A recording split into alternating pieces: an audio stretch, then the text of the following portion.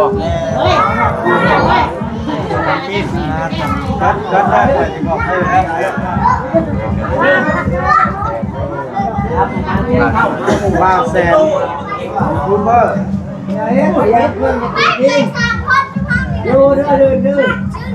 ยันแต่กับเรายันแต่กับเรา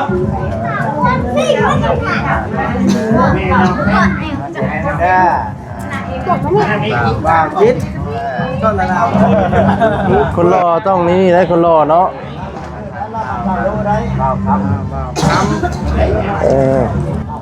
บาสรีเด้อบาสาลี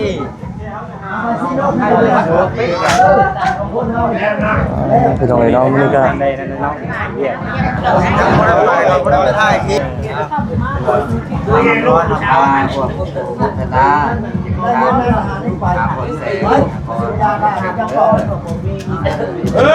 ตังให้ชุมเจ้าได้ดังปัฒนาสิ่งใดก็ให้ได้สิ่งนั้นว่าใครใช้ตาวิไลอ่ะใครอยากบอกให้มีมาต่อว่าผู้เดียวเป็นครอบครัวเป็นคนในโลกว่าลูกโลกขอให้ต้องเว้นให้ขอให้มีอัตมีว่าตาวิไลมีแห่งสุขภาพเข้มแข็งสาธุทางต่อ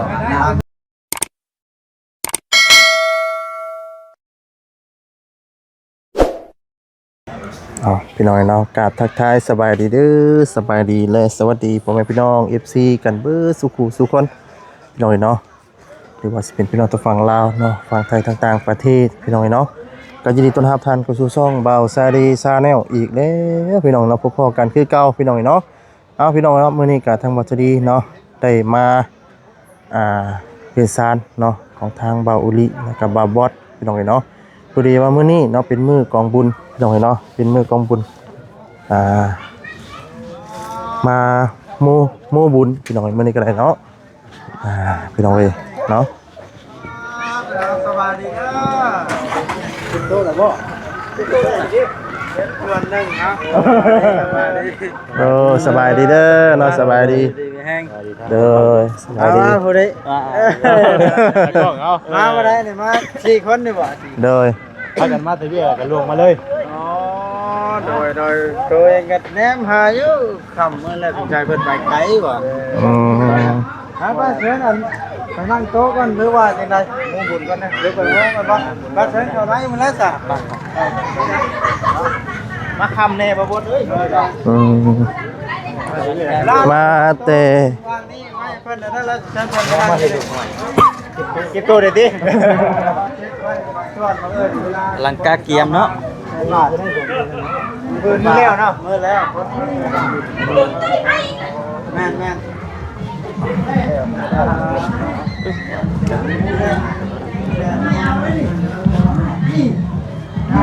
โอ้สบายดีเด้อเนาะสบายดีว่าเขาจะทำอะไรเนี่ยแล้วล่ะนี่เราแม่นี่ว่า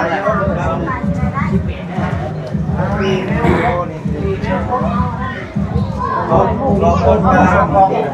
นี่สองกองนี่สองกองป่ะแม่โมเมสมาทราบว่าเอาโมเมสมากันมาในบ้านไหนก็โมเมสคนไทยมองมาแต่บ้านลูกกึ่งมันกึ่ง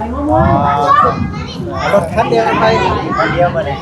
เดี๋ยวกัน4 คนเด่นโดย4 คนเราเนี่ยเป็นหาจังกินได้ดอกว่าเราเบี้ยนั่งจับมือมันเราเราเป็นการว่าบริงานได้อย่างไรว่าคนเราให้แต่ไม่พอนะเลยแจ้งเนาะแจ้งว่าคนในบ้านนี่ก็แจ้งแต่ว่าเพิ่มความหวังใช้มือนะอ๋อยังหน่อยประมาณทำแล้วไปน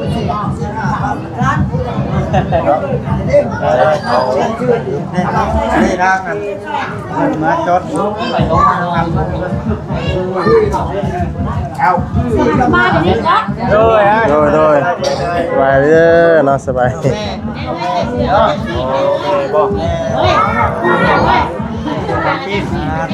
นได้ไปสิบอกให้แล้ว ว้าวแสนยูทูบเบอร์ดูยาแสนกระเป๋ายาแสนกระเป๋า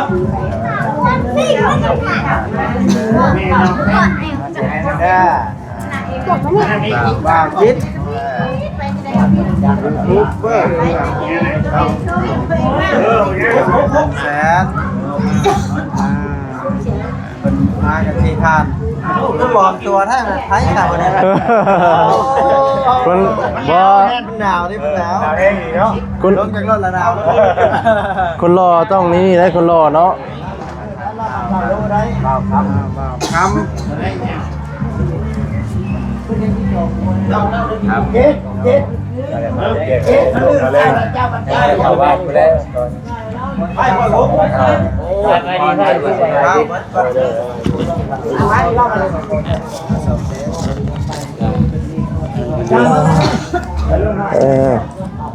บาสลีเด้อ บ่าวซาลี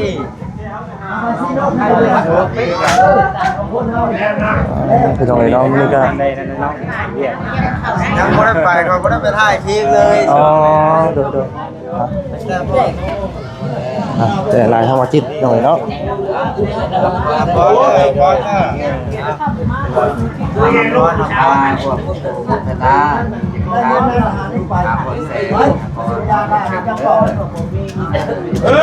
ตังให้ชุมเจ้าได้ดังพัฒนาสิ่งใดก็ให้ได้สิ่งนั้นมาใครใช้ตาวิไลอ่ะใครอยากบอกให้มีมาต่อว่าผู้เดียวเป็นชอบโลกเป็นโลกว่าลูกโลกขอให้ต้องเป็นให้ขอให้มีอันนี้ว่าตาวิไลมีแห่งสุขภาพเข้มแข็งสาธุ ทางต่อ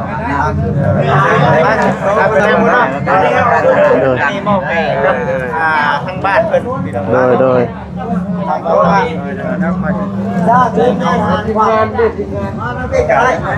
น้องวัวขาพวกไปเนี่ยบอสกูแล้วก็ชื่อก็ไปหาทางนี้เลยหนาวจ้าหนาวไรมายังมีกินนี่เนาะแม่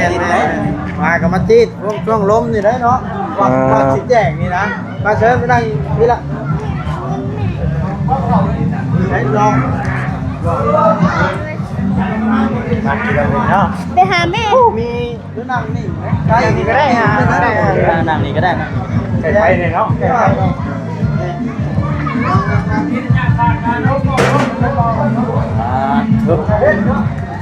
สั่งเลยก็ได้มาจะบีก่อนเข้าเดินก็ได้เนาะโดยพี่น้องเนาะก็สิประมาณนี้เด้อพี่น้องเด้อเนาะอันนี้ก็ได้อยู่แข่งกันมาตั้งที่ก็ได้เข็มบ่อ๋อหมอกๆนิดนึงได้แล้วเนาะหมอกนิดนึง หนาวเนาะอากาศเย็นเลยพี่น้องเนาะบอกน้องๆเป็นแล้วมาค่ำไปเลยคนบางแล้วเนาะว่าบริงานมันก็แบบนี้เลยเนาะตอนเล่นกับพายกันไปเรียกว่ากล้ามาสิมากล้ามาช่วงค่ำดีนะโดยช่วงค่ำในที่ทำมากว่ะตอนเศร้าพากันไปเรียกซะก่อนเราเวียนคนนี้เมื่อวันละไรมวนนะมันบริงานเขาเราบริยูนะโดยหนาวเนาะบริงานบ้านเจ้าเข้างานบอกแจกมือสองขึ้นเปิดตู้เลยเป็นลำโพงมือขายตั้งแต่มือที่ว่ามือห่อกระต้มกันรถขึ้นอยู่บ้านนะพี่น้องนั่งโคกอยากหนาวขนาดแรงยังคิดทำนี่เนาะเย็นนี่บ่ต้องเม็ดนั่งใกล้กันไว้นะจังได้จริงอุ่นเอาเราข่าวมาเย็นป่ะนี่ก็ได้ราคาเราว่ากันโทรข้อเมียมาต้องเมื่อโอ้กันเองมาโจมว่านี้เป็นไงเป็นเราข่าวเอาโมได้ปะหรือว่าจะได้เอาได้ปะโอ้ยน้ำโมได้มันยำก่อนตัวนี้ตัวนี้ย้อมดีตัวนี้ล่าเอากระปุ้นกับถ้วยมาเพิ่นได้ไหมลบไปก่อนก็ได้เนาะผมว่าไปเลย เราจะผิดแล้วเดี๋ยวนางแบบยืดเส้นยืดขาคุยกันมาที่กันจ่องไว้เลยไปคิดลูกไปเก็บลูกแล้วนักคนโบราณมานะกระดูกกันนะเห็นได้ไหมครับคนมาโม่หลังย่อเข่าหลังย่อเมื่อนะ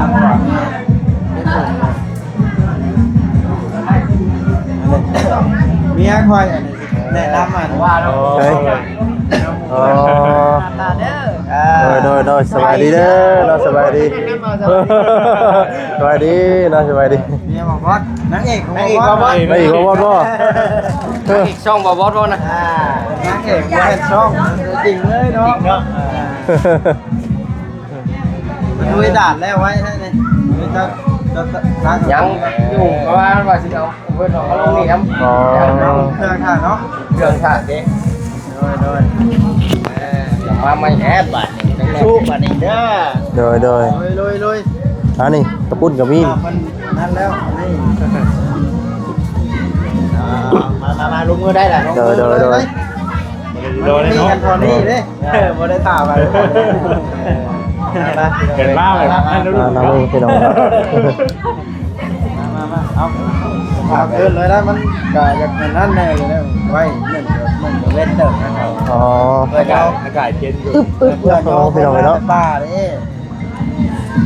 เป็นได้ยังไงวะรถเรื่องรถนั่นรถไฟหรือเปล่าบ่รถนั่นน่ะรถดำนะป่ะแม่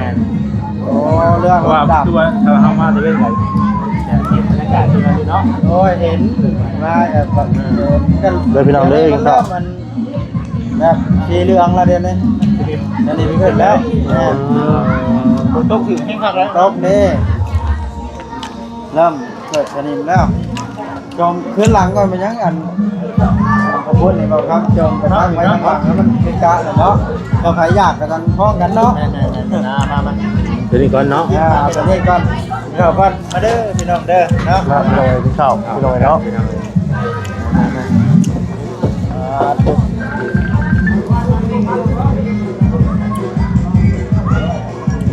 มาเอาเด้อพี่น้องเด้อโดยหลวงพ่อเดี๋ยวอันรับแขกนิดหน่อยก่อนเพราะว่าแขกมาหมู่เพื่อนเดี๋ยวว่าวัดเนาะรับแขกโดย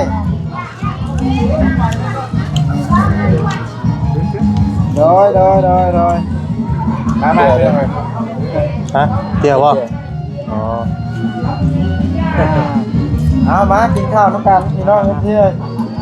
วัดกะกระบายสดเชื่อได้จ้ะกินได้ไปภายในแล้ววัดมือช่องคืนแล้วค่อยบ่ได้นอนเนี่ยงานตัวเองเนี่ยเป็นนี่เนี่ยกินอัดกาแฟเขาจนว่าท้องขึ้นเลยเนี่ยเดี๋ยวดูแบบกาแฟมันแบบว่าเอาไปอยู่นะเนาะเอาอยู่แล้วแบบนอนเห็นรุ่นแบบนอนนั่งเลยต้องไปบอกเขาบอกดูนะเป็นยังไงบ้างเลยมันบริกินเสียงนะเขาเนี่ยแล้วระยะเขาว่ามันบดที่ลิขิตประจำเลยเราเฮ้ยหรอกไปเยอะค่ะมันก็มันเท่ไม่อยู่ไปยังมันตึมอยู่ดิมันบริมีร้องเท่ใช่ไหมตั้งแล้วว่าวันนี้เปิดตู้ยังไว้เปิดตู้ตั้งน้อยธรรมดานะเปิดตู้ก็เปิดตู้มาเรื่อยๆก็เปิดตู้ก็พังในเพื่อนเนี่ยนะแต่ว่าพังตัวหมดในเพื่อนเราพังไปป่วยเงียบเนาะมันจะขึ้นในงานเลยเนาะมาแล้วมัน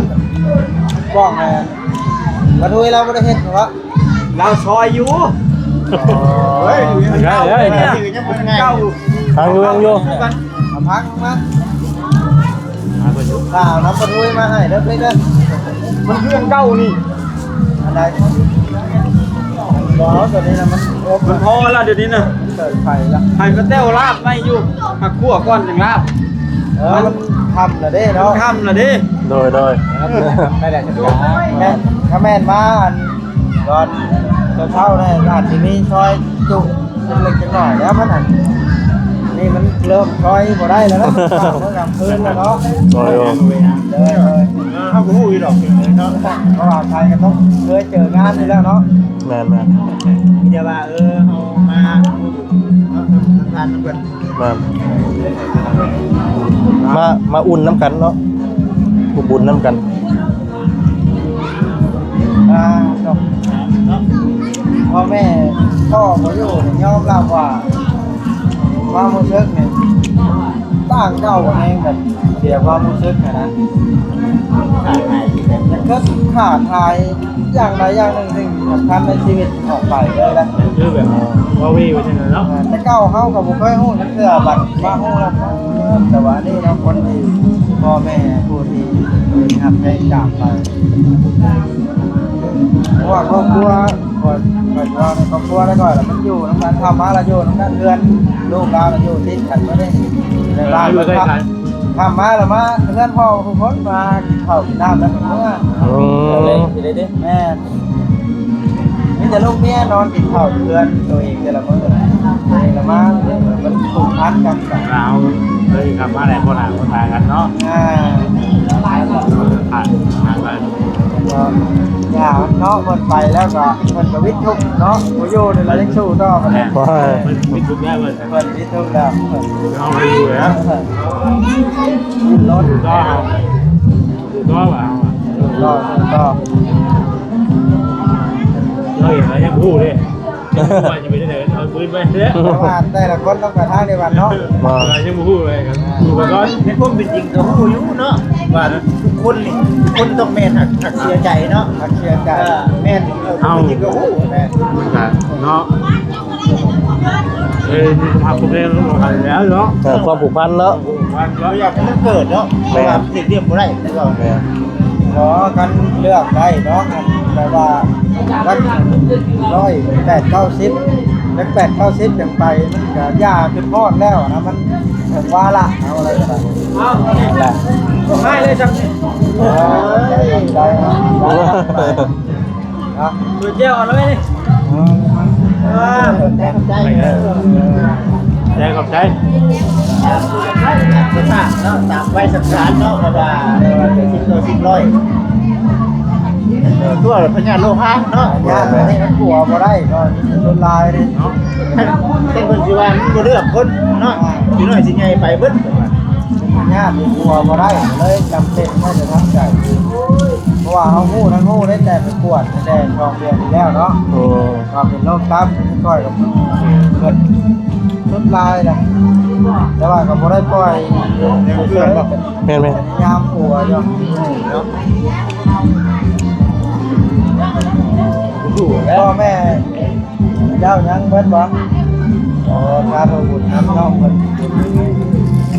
มีจักคนครอบครัวเจ้านั่นล่ะสิ ไปบอกครับ ให้ผู้หนึงบ่ แล้วคนเป็นจริงให้หาคน อืม เสียคนหนึงให้นะ5คนให้หลายคนนะให้น้องกันนะผู้ชายเพิ่น5คนรวม5คนทั้งเจ้าเนาะผู้นี้น้องหลาน อุ้ย 5คนนำไปเสียคนหนึงคือว่าแน่แหละเนาะ แล้วทางที่กันเนาะ นะฝั่งโม่เนี่ยแล้วยังเหลือจะคนอยู่ฝั่งโม่เนี่ย งูวะ เพราะว่าเดี๋ยวนี้เขาเจ้าแยกกันออกพวกพวกไม่ได้ป่วยนะผมยังเหลือแต่ให้ทำแต่ยังเหลือที่คนอ๋อเสียผู้เดียวพวกพวกอ่ะยังตัวแม่เลยอ่ะน้องกัน4คนที่หาย ไว้เนาะ พอแซนนี่แหละมีคนน้องอ่ะยังไม่ได้พูดได้ข่อย ไปเอาเพื่อยคนนึงจะเสียแล้ว นี่ก็คือเสียคือกันนี่เลยผู้นั้นเสียแล้ว เสียแล้ว เดี๋ยวนี้ก็เป็นลูกผู้เดียว บอกไม่ให้คนนึงอีกให้ทองให้อีก สองแบบ ไปเสียคนนึงเอ้ยผู้หญิง ก็ทะเลเด้เจ้า สองคนว่ะ ครับ มีน้องผู้หนึง ไม่ได้พกนะคุณ ลูกกุ๊ก เป็นลูกชายกุ๊ก แม่นน้องสาวน้องสาว แม่เลยลูกของคนนะครับ แม่น คนเอาลูกหน่อยเนาะ แม่น ลูกพ่อก่อนเนื้อ8ชายคนนั้น8ชายดีแม่น ก็ขึ้นก้อนน่ะคนหลายเนาะ ค่อย8ชายแต่ว่า คือว่าช่วงนี้ผมมีอยากคุ้มเนาะ รุ่นชาวปีว บางนั่งนี่นะ มีอาจจะไม่รู้รายละเอียดเนาะย้ำนี่มากแบบว่าเอาไปการบ้านนะ ผิดหวังเตียงที่กับผู้นึงกินนึงแบบเขาได้คุณค่าเด็ก บอกกันแล้วเนาะคุณแม่กันไปเลย กันไหน อันนั้นไอ้น้องแบบร่วมพุ่มกันได้นี่เร็วเป็นการดีแต่ว่ากันไอ้น้องนั้นมีแต่บางใดก็ไปเลี้ยงหนูเลยโอ้ยเนาะ อุ้ยอุ้ย งานก็งานก็ ว่าวันตะเวน7-8 โมงแล้วยังเลี้ยงหนูอยู่นะ ยอมเลยยอมเลยนะ ยอม มีหลายคนรู้เรา จุดเดียวกัน หลายดีกว่าเลยนะ จุดเดียวกันโอเคเนาะว่ากันเนาะ เหล่าเมาสุราปกติแบบ ตัวนี้มัน ตั จะ ว มี เอ เสีย ง ง แต่ ดู ละคน มันโมเนนอนตัวนี้ ครับ นี่เราพูดอยู่ได้เนาะมีกันเดียวกันตัวนี้ ว่าเอาจะไปกับผมมีชีวิตอยู่กันให้เข้มกันเนาะให้เข้มกัน เป็นไปได้เนาะ แม่นเป็นไปได้ ปฏิบัติตัวนั้นได้แล้วเนี่ยว่ามันต้องทุกข์ละ เป็นกันกันหาเงินหาข้ามตัวเนี่ย บอกเข้าไม่ได้ ยังเลยข่าวยังอยู่น่ะ เรียกว่า ยังอยู่ดิ ยังอยู่ เรียกว่า ยังข่าวยัง อย่านะเราจะกินคำน้อยเล็กกะลี่ย่านเข่าเบิดบ่ได้เลยเนี่ย ว่าอายุยิ้มได้วันนี้ยิ้มได้ไปยังเนาะบ่อยผู้ยังกับพูดอีกยังไม่ลองรู้อีกไม่ลองยังไอ้กับพูดอีกกินได้เลยวันนี้แล้วจะว่าแบบว่าช่วงแรกหวยมันแน่นเลย รับจานเขาดีใจ ช่วงใส่พลังงานเนาะ ต้องมาบ้านเพื่อพี่ได้เลย ไปกว่ายกมาแล้วบุกินไปทำ เดี๋ยวแรงเลยแหละ เดี๋ยวเรียนเกิดได้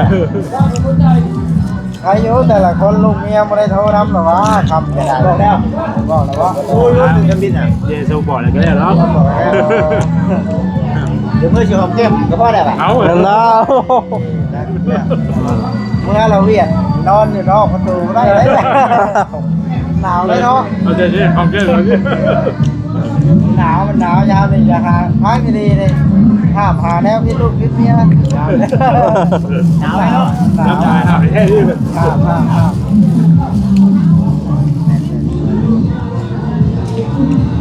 พอดีมันไปเรียกเนาะ เด็กมาแล้ว มาเลย มาแล้วบ่ เฮ้ยเดี๋ยวมันยืนเพิ่นเนาะ มอมแมมแล้วหลาน มอมแมม มันนั่น อันนี้ บ่ได้นอนไปเนาะ ครับ ไปดิไปดิ มาทำได้ไหมมา มา เอาตัวเรียก มา เอ้ย ไกลด้วย ใช่ โดย พี่นะบอกเพิ่นเอาเข้ามาให้เนี่ยเพิ่นยอม มาจะล เข้าง เลย เห็นลุงเขาเลย บอกผมพี่เอาเข้ามาเพิ่นเลยมันเพิ่นยอมเข้าแล้ว เข้าว่าหน้านี่ครับ มาแล้ว ยังเงือก มันยิงกับพูดอีกอยู่ดิยิ้มแล้วมาแล้ว ให้กินให้กับคนนี่เห็นนะ ยังอยู่แต่อะไร หลายเบียกเนาะ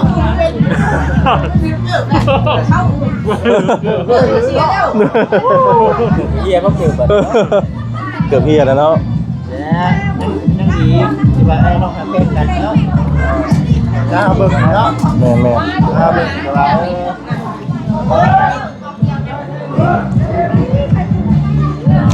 การจัดงานนี่โอ้เนาะเมื่อยไหนแล้วก็เรื่องความเฟิร์สหมายว่าถึงเนาะ ผมพอเนาะผมพอผมไหวแบบนี้เนาะ เขากับบ่ได้อีกเท่าในการแบบนี้ครับบ่จัดกับบ่ได้อีกบาทอย่างเขากับครอบครัวกับบ่แม่นว่าทราบทุกยากนะเนาะเพราะมีสังคมใน มาจากเมืองเนาะ บ้านเมืองเลยจำเป็นได้เฮ็ดปืนใช้ ผมมีก็ได้จะใส่มั้ย ใช้ว่าบ้านเมืองลาวเขาพากันเฮ็ดแบบนี้เด้เนาะปืนทองมันน่ะ มาทำอะไรก็ได้แจกเนาะ แจก จบพอก็ตัดพอกันได้ นี่ถือว่าเขาอะไรไว้บางเดือนกี้นี่โอ้เป็นปี2 ปี ตามปีอยู่นี่เนาะ นี่เลยทุกมื้อนี้ก็ รถ จะ ใส่เราได้บวกงัดเขารถ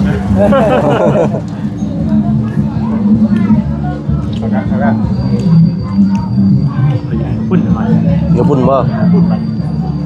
ถ่ายรูปพุ่น นี่จาน ลองชิมมึงดูน้ำกับพุ่นบ้านแต่นี่จะคือทางบ้านโคกหรือว่าน้ำกับพุ่นบ่ นี่ว่าอะไรวะ บ้านยังไงวะ ว่าสุดาษวะ บ้านชมสะอาด บ้านสุดตา โนนเอิ้นบ้านแถวบ้านใกล้เอิ้นบ้านโนนแต่ว่าชื่อบ้านละบ้านชมสะอาด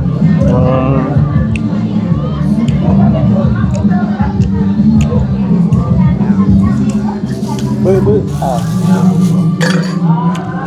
โอ้ยมิดไปโจมน้ำกับพุ่นไม่ในหม้อนึงนะเอาแบบนี้ ไอ้มึงก็เห็นเนาะอย่า ไป มา โจ ทำ ม เลย นะไปโจมแบบนี้มาให้เอาอีกหม้อนึงเดี๋ยวจะพุ่นเด้อก็เดี๋ยวอีกตัวนี้นะไปโจมมาเพิ่มอีกหม้อนึงอย่าลืมเนาะเน็ตอันนี้กัน หมูยุบเลยนะตัวนี้ โอ้ยไปโจมเอาแบบ กินนั่น เอาอีกหม้อนึงมาโจม ขนมจีน แห้งกันนะ จะดีมีแห้งน้ำกัน ต้องใส่พอได้น้ำก็ได้น้ำกับพุ่นเราใส่พอ เลยว่าเซนเดอร์ จะจับเอาไหม มือยุบแล้วเด้อ นัดเนาะเอาผ้าเก่งล้างไปล้างมือเนี่ยแม่นั่นยังหนาเลยพยันหน้า เอาเซนเอาเลยจับเองบ่เอ้ย พักเลย พยันหน้าเปียก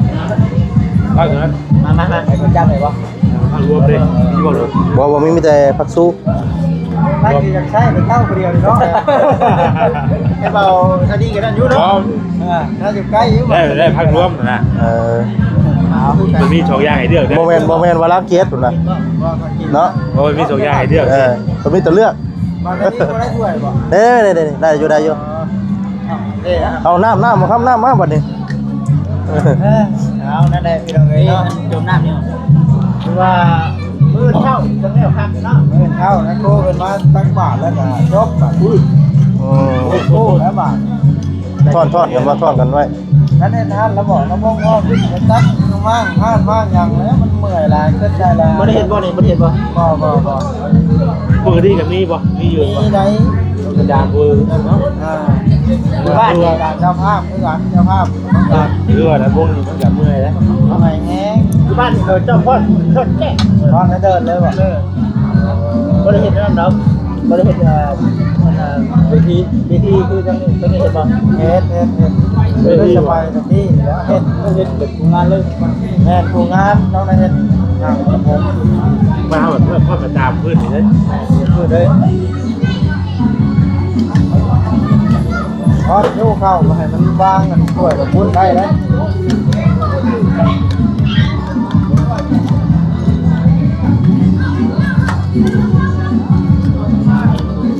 กูบ้านนี่กันเนี่ยเดิมเอาไว้ จะหลังคาเฮือนบ่บอด ร้อยบาท 100ปลาย มา150บ้านเฮานี่ห่วยโอ้ มันจะ100เนาะเป็น100ก็100นะ บ่ได้แล้วบาท เกือบพันไม่ใช่บ่เริ่มก็ลายได้เด้ สิได้เป็นเรื่องราวมาเป็นเพิ่นให้ก่อนนะบ่เพิ่นให้ก่อนยังนี่เนาะยังแล้ว2เดือนเนาะมันบ่หัวฮ้อนได้40วันค่อย2เดือน อ๋อเขาเอาออกรถมาเรือนแรก มือยุบด้วยพี่น้องตักมือจับสดเลย ค่อย2เดือนเด้48วันบ่48มื้อเลย ไม่ได้ให้เอาไปเขาหรือว่า แม่น แซ่บ ตัวไหนบ่วะทั้งหมดทั้งมวลอ่ะ รวมมันทั้งดอกทั้งเพิ่นน่ะบ่ ทั้งต้นทั้งดอก ล้านกับ80,000ได้ออกไปเลย ลาดครับ8 เอาบ่ 80,000บ่ แน่เอาว่านักน่วงอยู่ได้ก่อนเฮ็ดได้แต่มันได้เนาะ สู้ๆแน่เนาะ ว่าสิสู้แล้วมันหนักกันคือแบบนี้แล้วทางานกับสู้บ่ได้แล้วบ่ได้มีลองค่อยเนาะบ่ได้กินเลยแล้วกับคนอยู่ดีมีแห้งมันยังจะโอเคอยู่ค่อยนะผมแม่ยังนอกแต่งก้าวค่อยอาศัยเมียค่อยขายเสื้อผ้าน้ำหาอันด้วยก็ค่อยจะเป็นตลาดนัดที่บ้านแม่แต่ว่ามีบุญที่บ้านแบบใกล้อย่างค่อยละเล่นไปส่งเมียมาแล้วหลัง ขายเสื้อผ้าบ่ แม่ขายเสื้อผ้าเจ้าซื้อไปซอยคนรู้ตุนนาทีมันมีผู้ใหญ่ก็มีเสื้อกันหนาวนิดหน่อยก็มีน้ำ จ่าย ใส่ งานอย่างที่บ่ นะ ถ่ายตามงานเราอย่างไปที่บอก แม่นตามงานแล้วมีขึ้นอย่างที่มาซื้อซอย ได้ผมเป็นยัง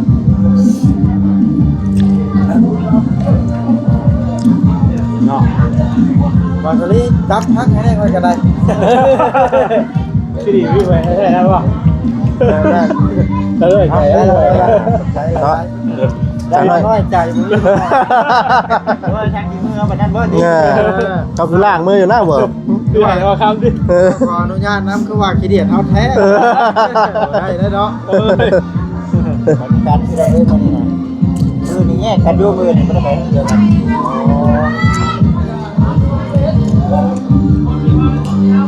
เล่นกันแย่กันไปมานี่ล่มคันเดียว แต่ พอไปทั้งเดียวกันเอาไปหลายขั้นกับเปิดน้ำมันไปเรื่อยๆนะ มอนี่โมเมนต์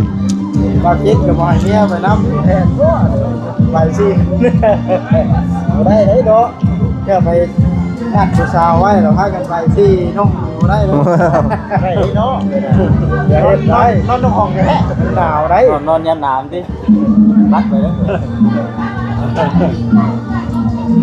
ได้ผมอิ่มฟ้ากินได้บอกเขาได้กับคุณนะ เอาแล้ววะ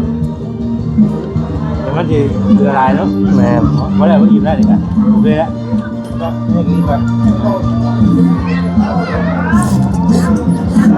ขอบใจอะไรเอาวันนี้เนาะ ขอบใจด้วยกันเอาดีใจเห็นหมู่เพื่อนมาเนี่ย